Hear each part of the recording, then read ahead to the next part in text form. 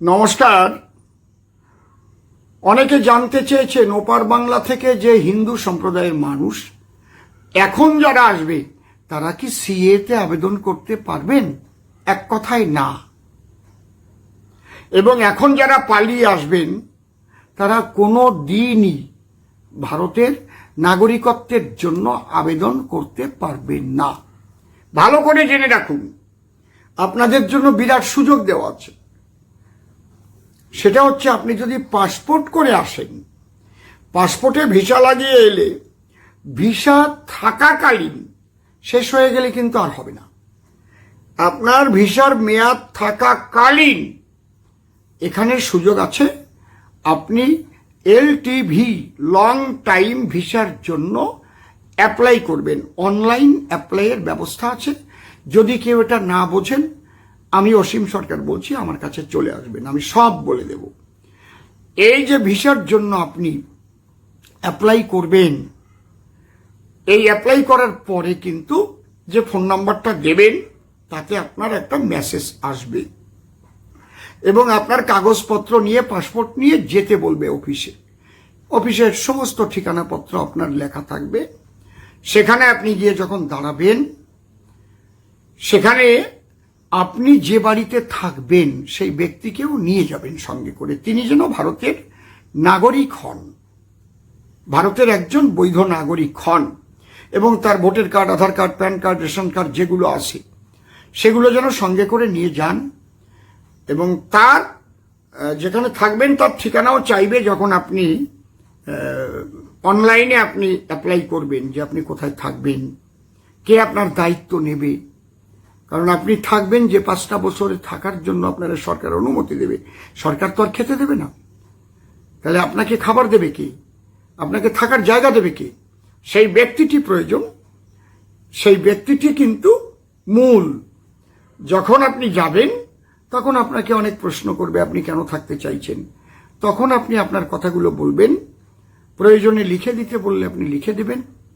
আমি ও দেশে অত্যাচারিত, আমি আমার ঘর বাড়ি ভেঙে চুরমার করে দিয়েছে, আমি অত্যাচারের ভয়ে এবং অত্যাচারিত হয়ে জীবনটা নিয়ে আমি চলে এসেছি। যদিও আমি মেডিকেল ভিসা নিয়ে এসে থাকি, শারীরিক অসুস্থতা আমার আছে, কিন্তু আমার মূল উদ্দেশ্য, আমি আর ভারত ত্যাগ করতে চাই না।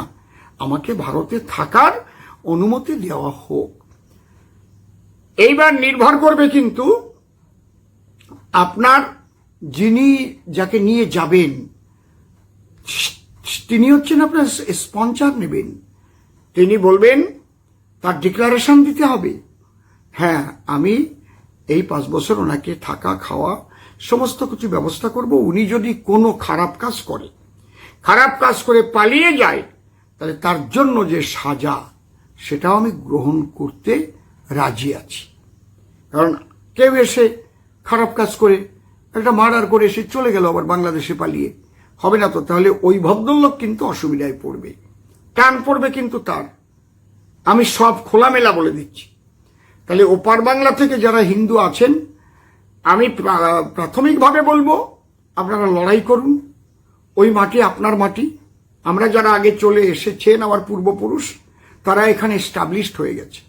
আপনারা 14 পুরুষের ভিটে বাড়ি ত্যাগ করে ওদের উপর ছেড়ে আসবেন কেন? প্রাণ লড়াই করুন। ওদের শুধু তো মুসলমানের দেশ নয়, ওদের হিন্দু মুসলমান একসঙ্গে লড়াই করে বাংলাদেশ করা হয়েছিল। মুসলমানের দেশ ছিল পাকিস্তান, সেই পূর্ব পাকিস্তানকে আপনারা বাংলাদেশ করেছিলেন।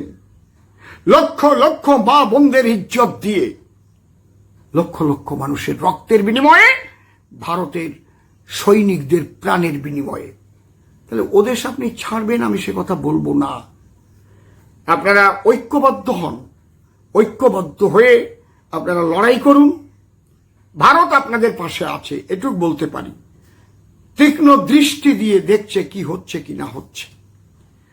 একটা সার্বভৌম দেশ হঠাৎ তো তাকে আক্রমণ করতে পারে না কোনো দেশ, আর তাদের অ্যাডভাইসও দিতে পারে না। তবে ভারত এ পর্যন্ত যেগুলো করেছে, কূটনৈতিকভাবে যা করার দরকার সেগুলো করছে।